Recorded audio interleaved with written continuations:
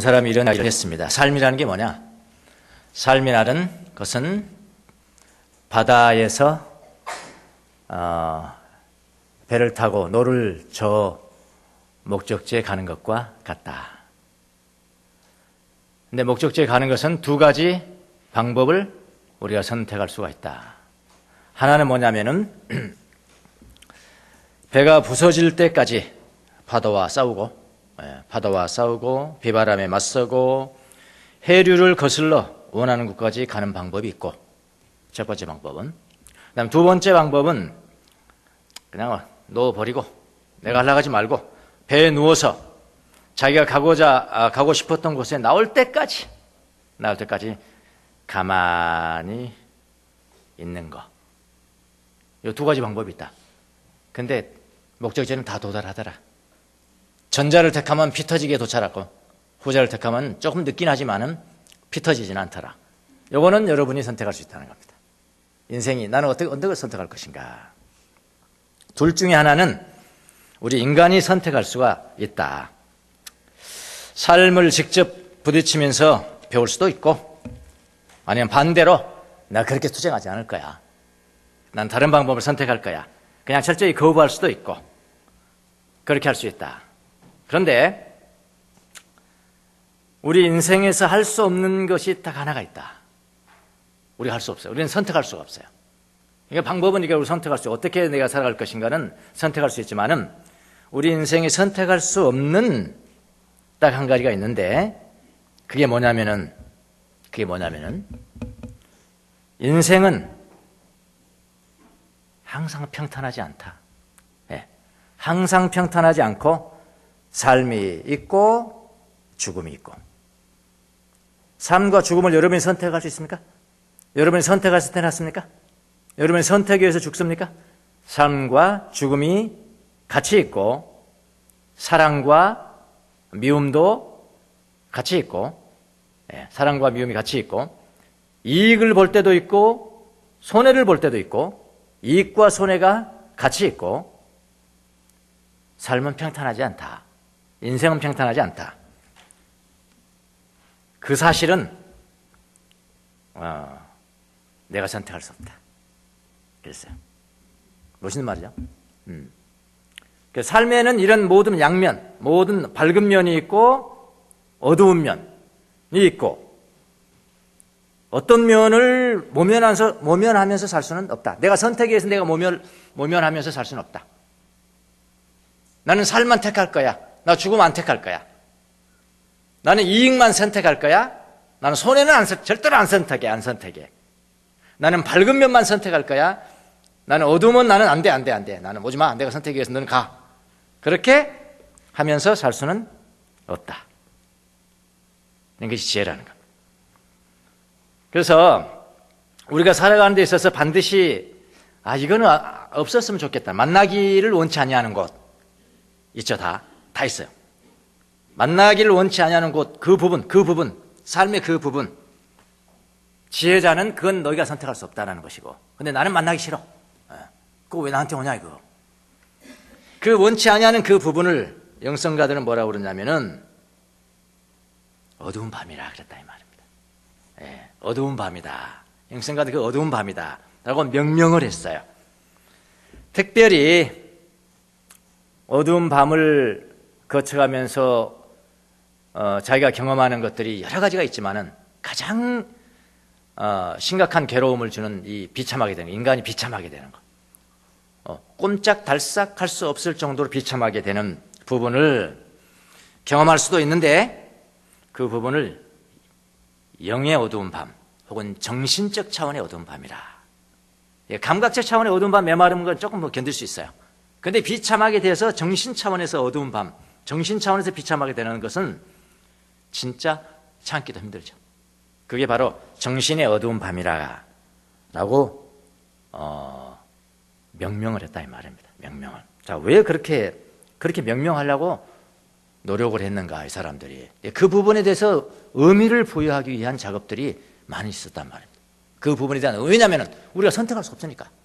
이건 다 당하는 것이니까. 그러니까 어떤 사람이 이런 이야기를 했어요. 가장 불행한 사람이 누구냐? 가장 불행한 사람이 누구냐? 누굴까요? 불행하게도 고통을 한 번도 경험하지 못한 사람, 가장 불행한 사람이다. 자, 이 말은 무슨 말인지 아세요? 그 고통을 경험한다는 것이 뭐예요? 내게 유익이 된다는 겁니다. 하나님께서 나에게 무슨 유익을 주려고 이런 고통을 주시나, 그것을 말하는 것들이 영성가들이 말했다 이 말입니다. 근데 우리는 그렇게 생각 안 하잖아요. 밝은 면만 주세요. 밝은 면만 주세요. 고통 안 당하게 해주세요. 그런데 지혜자들은 가장 저주받은 사람이 누군지 아냐? 고통을 한 번도 당해보지 않은 사람이다. 네.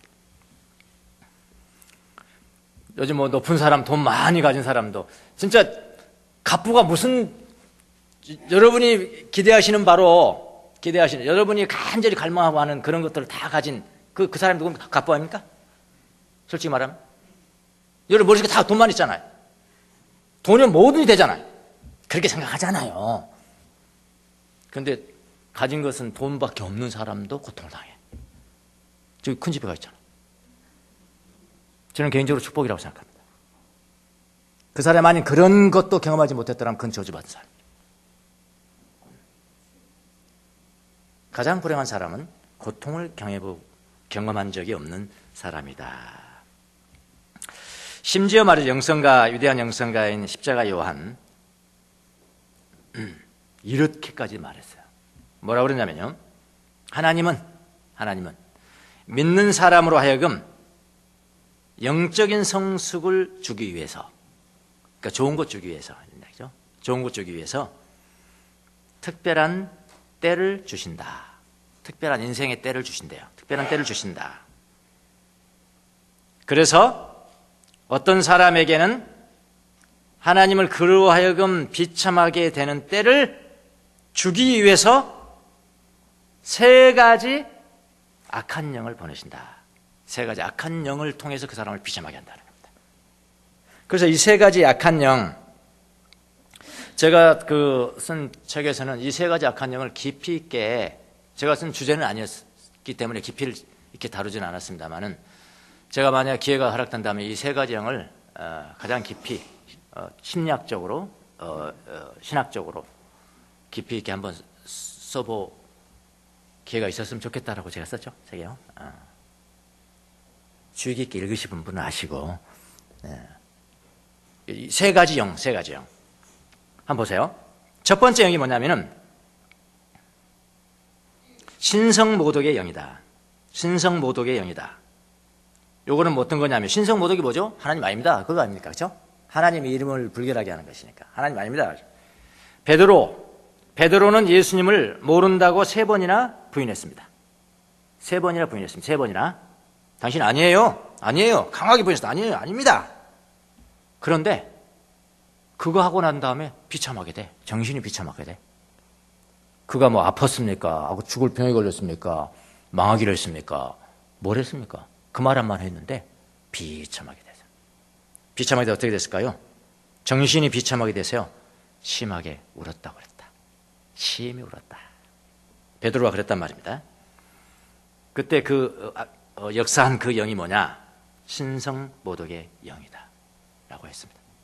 그게 사람을 비참하게 만드는, 하나님께서 사용하시는, 도구로 사용하시는 3가지 영 중에 첫 번째 영이고요.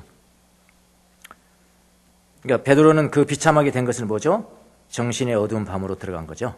예. 그 다음에 두 번째는 뭐냐면요, 사람을 혼돈하게 만들어. 그러니까 의사 결정을 해야 되는데 이거 바른 거 절대 결정 못해요. 꼭 아닌 것만 결정을 해요. 아닌 것만. 이걸 정신을 혼돈하게 만들어서, 이사야서 19장 14절. 요거는 이제 이집트, 애굽 사람들을 두고 말합니다. 애굽의 그 지도자들을 두고 이야기를 하는 거거든요.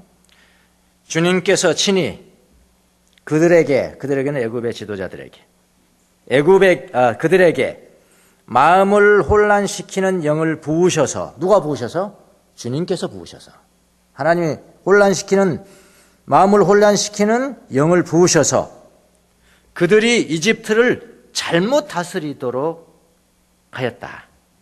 그래서 여러분 깊은 어두운 밤은요, 개인에게도 오지만요, 이 조직 전체에 오는 어두운 밤, 이것도 연구해야 돼요. 이것도 논문감이에요. 이런 것들이요. 신학에서.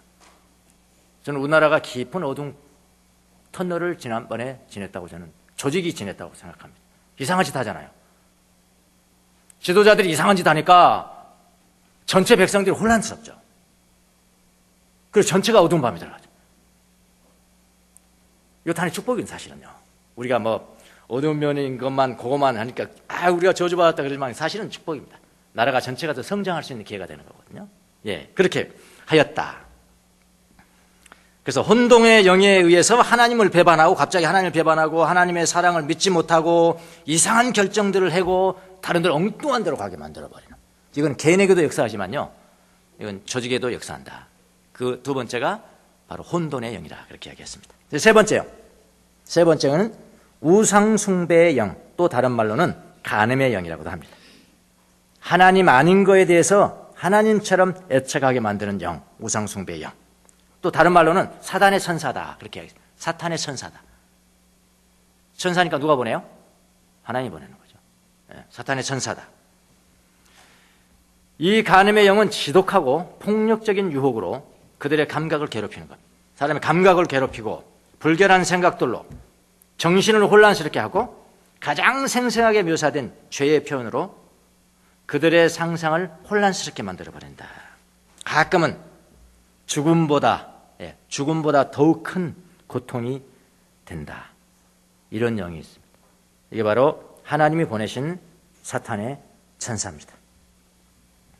정신의 어두운 밤에 넣으려는 하나님의 때다. 그러니까 오늘 현대인들은 밝은 면에 대해서만 익숙해 있어요. 밝은 면에 대해서만 익숙해 있기 때문에 만사, 형통, 축복, 요 교회에서 이거 가르쳤거든요. 고통당할 때 축복의 기회입니다. 누가 그렇게 이야기했습니까? 누가 그렇게 이야기하냐고요. 근데 형통과 불행, 고통은 내가 선택할 수 없거든. 오거든. 근데 우리는 반쪽만 가지고 하나님 축복이라고 이야기했다. 그러니까 왜곡된 삶이 되는 거죠. 내가 숨겨야 되고, 어둠을 숨겨야 되고, 아니면은 다른 사람이 볼 때 저 사람은 저렇게 어두운 가운데 있으니까 저건 저주받은 거야, 저주받은 거야. 그렇게 평가를 하게 되고, 그래서 좀 이상한 사람이 돼버리는, 결국. 그렇게, 우리는 이걸 잃는 걸 모르니까. 죽음보다 더 큰 고통이 된다. 이게 바로 뭐라고요? 하나님이 보내신 사단의 천사다. 축복의 순간이다. 정신의 어두운 밤에 넣으려는 하나님의 때고 하나님의 뜻인데 만약 그걸 모른다면 저주같이 여겨지는 것이죠. 명심하십시오. 이 세상에서 가장 불행한 사람은 고통을 한 번도 경험하지 않는 사람이다 라는 걸 명심하세요. 자, 이런 전제하에 51편 한번 들어가 보겠습니다. 시편 51편은 전형적인 다윗이 정신의 어두운 밤을 걸어갈 때 지은 시입니다. 세 가지 영 중에 어떤 영이 역사했을까요? 간음의 영이 역사했겠죠. 네, 세 가지 영 중에 간음의 영이. 이 영 때문에 다윗은 정신의 어두운 밤에 깊이 들어간다. 그런데 다윗이 그 정신의 어두운 밤에 깊이 들어가는 동안에 하나님은 어디서 어떻게 하셨냐? 무엇을 하셨냐? 하나님은 다윗을 떠난 것이 아니고요. 다윗을 치료했어요. 다른 말로 말하면 성숙하게 만들었습니다. 다윗이 아무것도 할 수 없는데, 비참해져서 아무것도 할 수 없는데, 그럼 우리 생각에는 다윗이 아무것도 할 수 없으면 다윗은 성장할 수 없잖아요. 성장할 수 없는, 아무것도 내가 안 했는데 나는 성장할 수 없잖아요. 이렇게 우리는 오리엔티드 돼 있어요. 현대인들은요. 그게 뭐냐면은 의식 차원에서만 역사하시는 하나님으로만 알고 있단 말이죠. 의식이 뭐죠? 내가 알아. 자, 좀 더 쉽게 할게요. 학자들이라는 게 별거 아니더라고요. 이렇게 막 쉽게 설명하는 것을 어렵게 한 단어로 표현해. 그게 학자입니다. 맞잖아요. 신규 교수님 여쭤보세요. 예, 학자 별거 아닙니다. 뭐 쉽게는 이렇게 요만큼 긴데 한 단어로 딱 이야기해도, 그럼 단단으로 딱 이야기하면 일반인들은 모르잖아요. 그걸 또 언제 풀어내는 게 그 교수들이 하는 거야. 이러는 겁니다. 내가 하나님 앞에 기도했어. 막 열심히 기도했더니 하나님이 은혜를 탁 주셨어. 그럼 이건 의식 차원에서 일어나는 일들이죠. 맞잖아요. 내가 기도했더니 하나님 은혜를 주셨구나. 내가 이렇게 봉사를 막 했더니 하나님이 또 은혜를 탁 주셨어. 하나님은 내가 봉사했더니 은혜를 주셨구나. 내가 이렇게 헌금하고 어쩌고 했어요. 내가 다 했어. 내가 인식하는 거야. 내가 하나님 앞에 내가 이런 일을 했습니다. 내가 인식하는 차원이야. 하나님 은혜를 주셨어. 하나님 이렇게 했으니까 하나님 내게 은혜 주셨고, 이렇게 했으니까 하나님 나를 치유해 주셨고, 성숙하게 해 주셨고. 이 차원이 뭡니까? 의식 차원에서 역사하시는 하나님만 보는 차원이죠. 그런데 내가 아무것도 안 했어. 나 아무것도 할 수가 없어. 지금 전신 마취된 사람이 뭘 할 수 있습니까, 여러분? 그렇잖아요. 전신 마취돼가지고 지금 수술대 위에 있는데 뭘 할 수 있냐고요. 그런데 하나님이 일하셨다. 여러분이 잠자면은 무의식이잖아요. 잠자면 무의식이잖아요. 그럼 하나님 아무 일 안 하세요? 이건 너무나 쉽게, 무의식 차원에서 역사하신 하나님 보는 건 너무나 쉽습니다. 잠잘 때도 하나님 일하신다는 거예요. 잠잘 때도. 아무것도 할 수 없는데 하나님이 일하셔. 내 약점을 보고 내 연약함을 성숙하게 만드신 다윗이 그런 겁니다. 그게 무의식 차원에서 일하신 하나님. 그 영혼 얻은 밤이에요. 그래서 이 다윗이 정신의 얻은 밤을 지나는 동안에 하나님은 다윗으로 하여금 뭐하게 했어요? 성숙하게 만드셨다. 다윗은 그 후에요. 시편 51편을 지은 이후에요. 이후에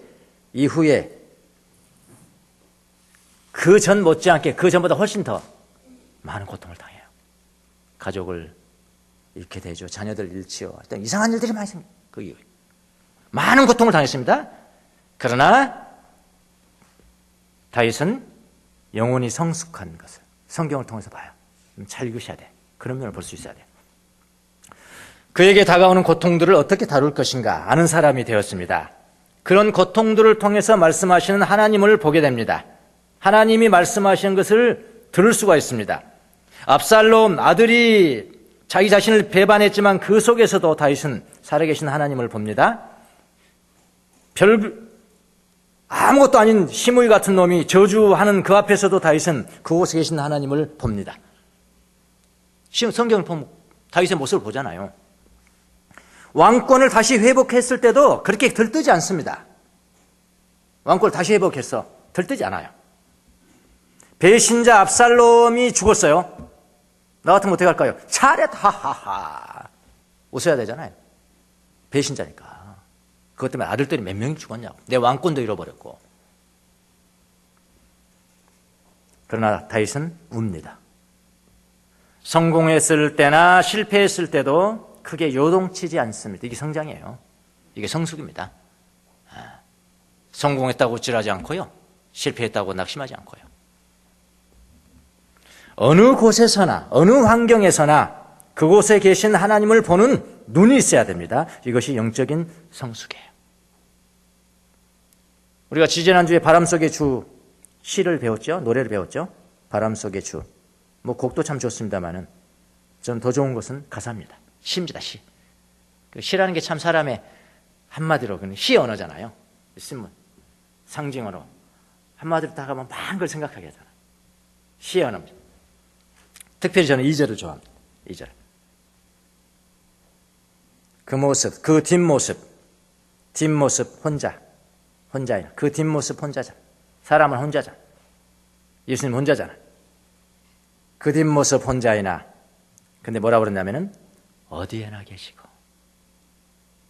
이게 성숙이라니까요. 예수님이 어디에나 계시는 거야.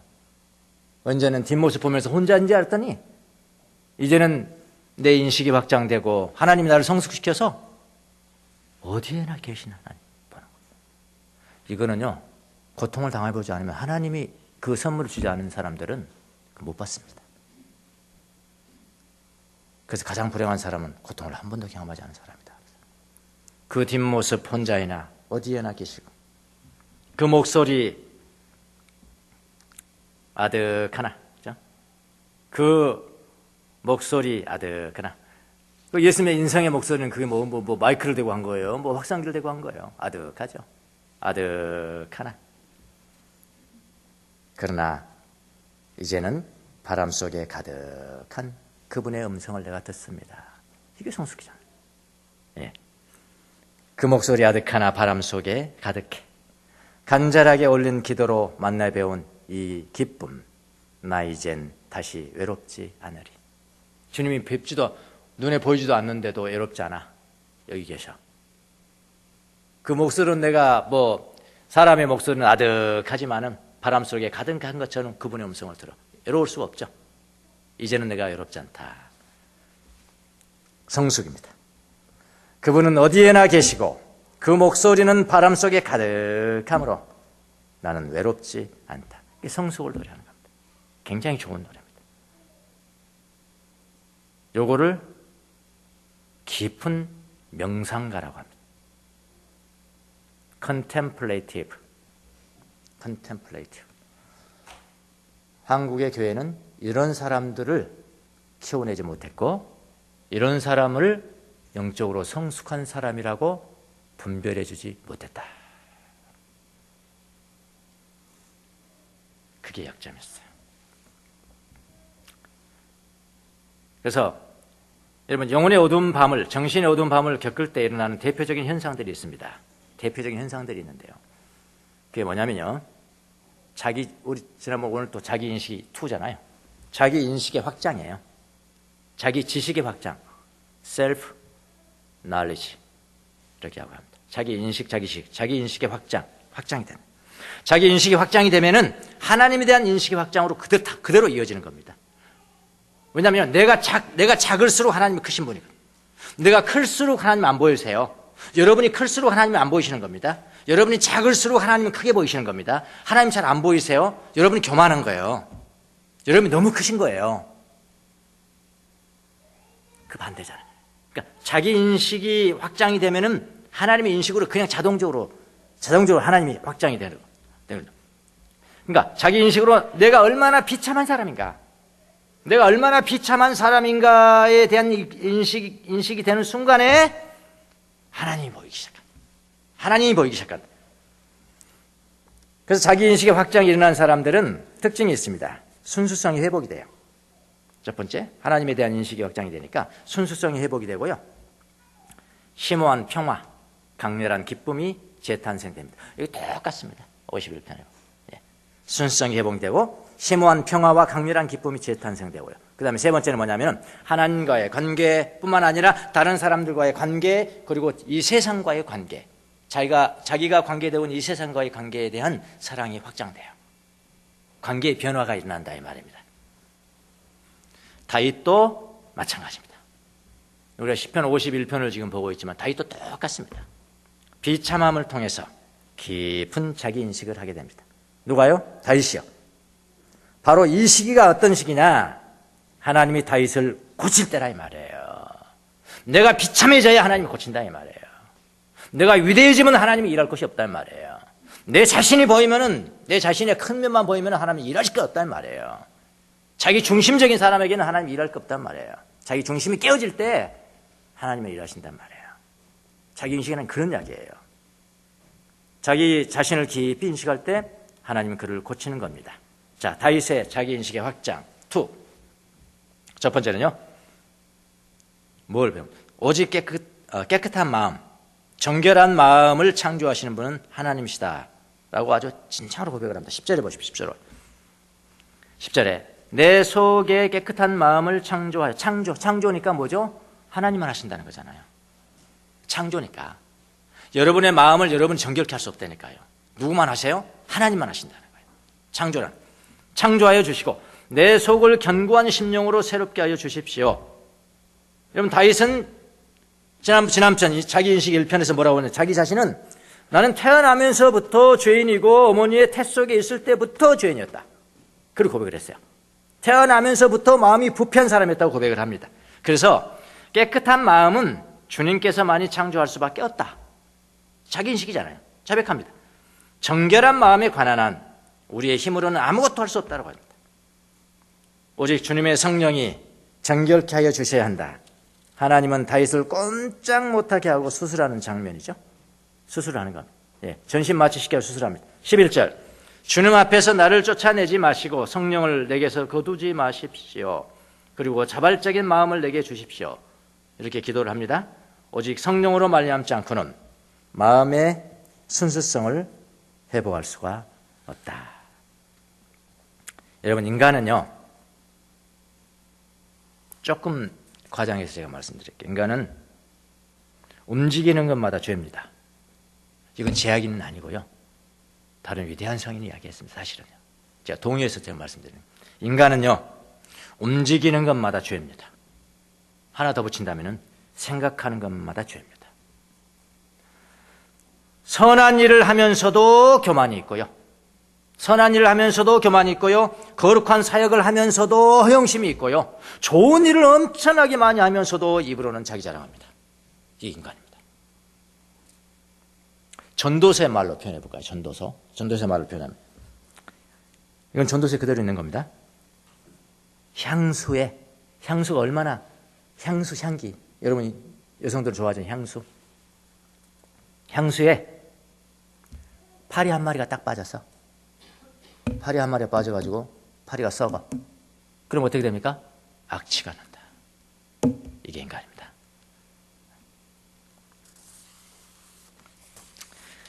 의로운 일에도 순수함이 없습니다. 전도서 마야를 보면 의인도 죄인이고 악인도 죄인이고 이 말 이야기하는 거거든.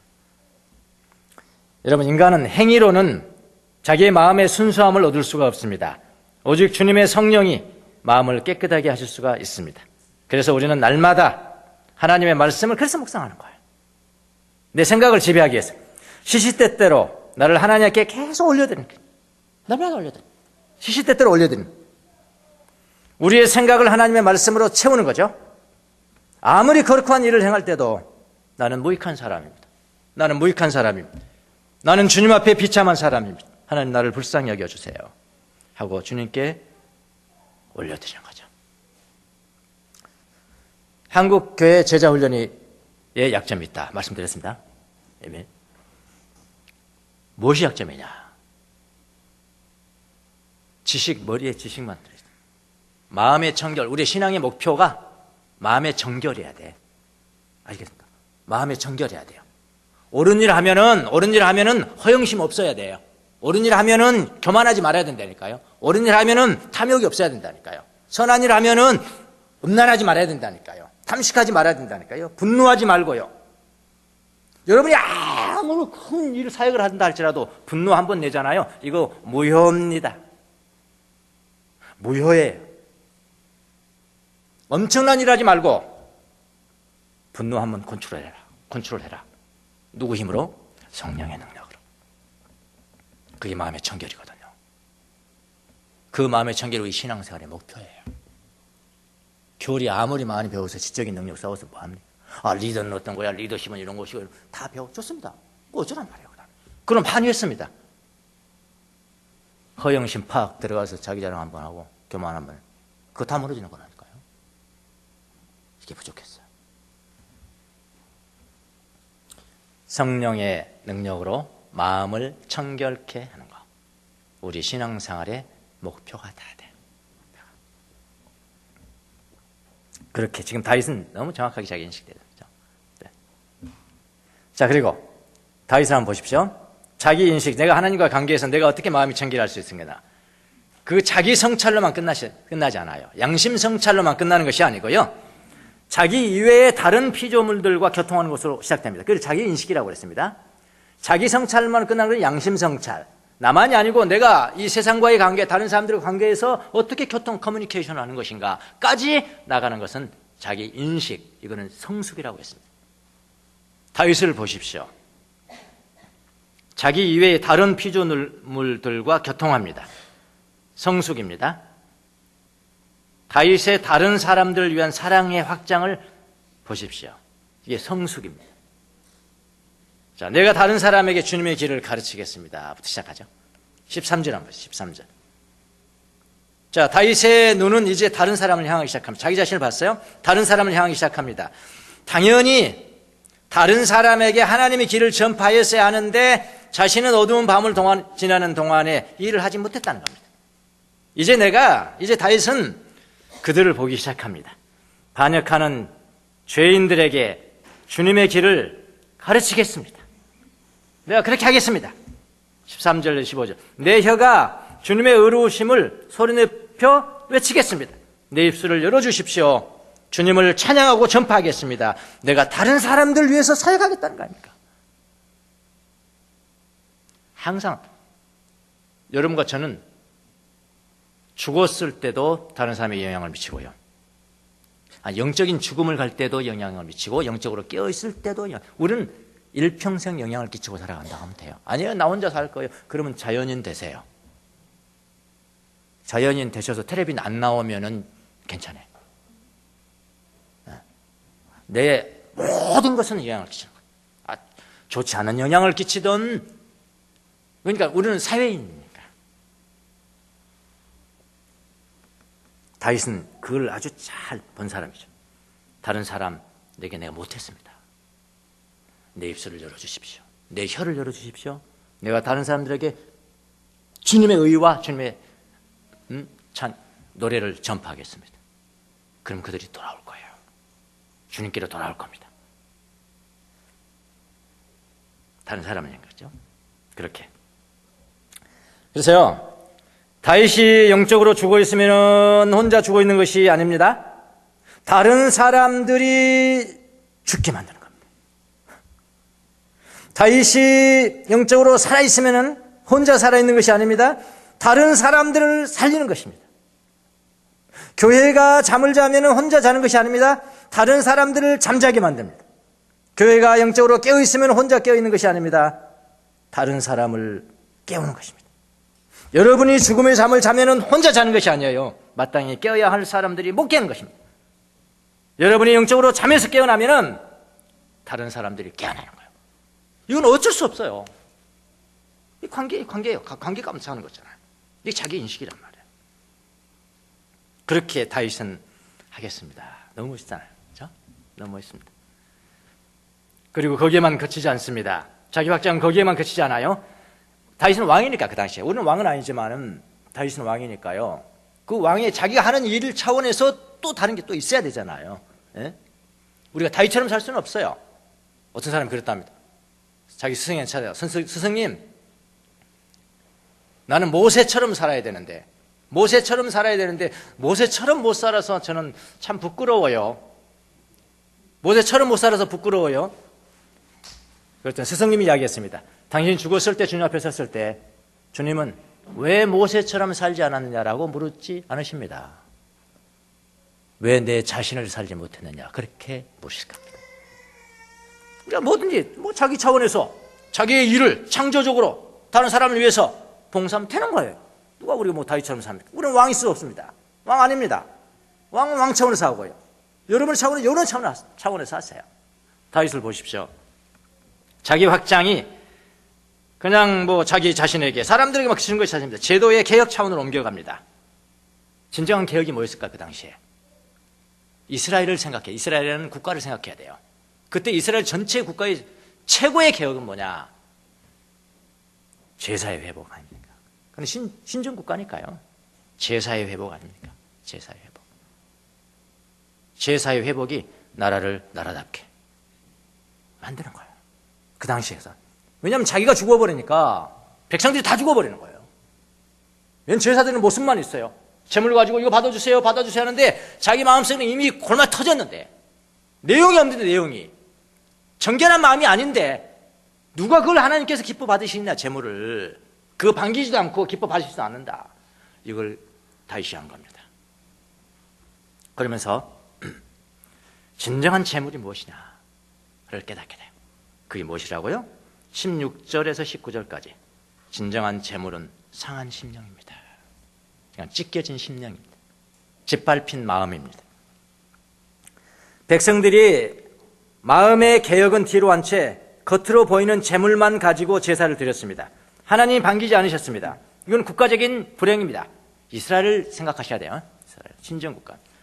국가적인 불행입니다. 다윗이 왕인 자신부터 제사를 회복해야겠다는 인식을 갖게 됩니다. 국가적인 축복입니다. 자기 자신부터 회복해야 되겠다. 제사가 살아나려면 어떻게 해야 되느냐? 제사는 형식이잖아요. 그렇죠? 제사는 형식이에요. 형식은 내용을 담아야 됩니다. 내용은 무엇입니까? 찢겨진 심령과 짓밟힌 마음이라는, 그거는 내용이에요. 뭐가 더 중요합니까? 다 중요합니다. 그렇죠? 찢겨진 심령과 짓밟힌 마음이 없이는 형식도 아무 무용. 이것만 있지만은 제사는 없다면은 또 안 되는 거예요. 두 가지가 다 있어야 되거든요. 제사가 살아나려면 먼저 찢겨진 심령. 나는 아무것도 아닙니다. 겸손한 마음, 짓밟힌 마음이 회복돼야 된다. 그러면서 뭐라고 하는지 아십니까? 시온과 예루살렘 성이 회복되기. 주님의 은혜로. 18절. 주님의 은혜로. 그러니까 주님의 은혜로만이 시온을 잘 돌봐주시고 예루살렘 성벽을 견고히 세워주십시오. 그랬잖아요. 이게 뭡니까? 시온을 잘 돌봐주시고 예루살렘 성벽이 그때 뭐 어떻게 됐습니까? 뭐 보이는 게 아니죠. 보이지 않는 차원. 그러니까 시온 나오면요, 시온 예루살렘 성벽을 나오면은 보이는 그 건물을 생각하지 마시고요, 보이지 아니하는 하나님과 나와의 관계입니다.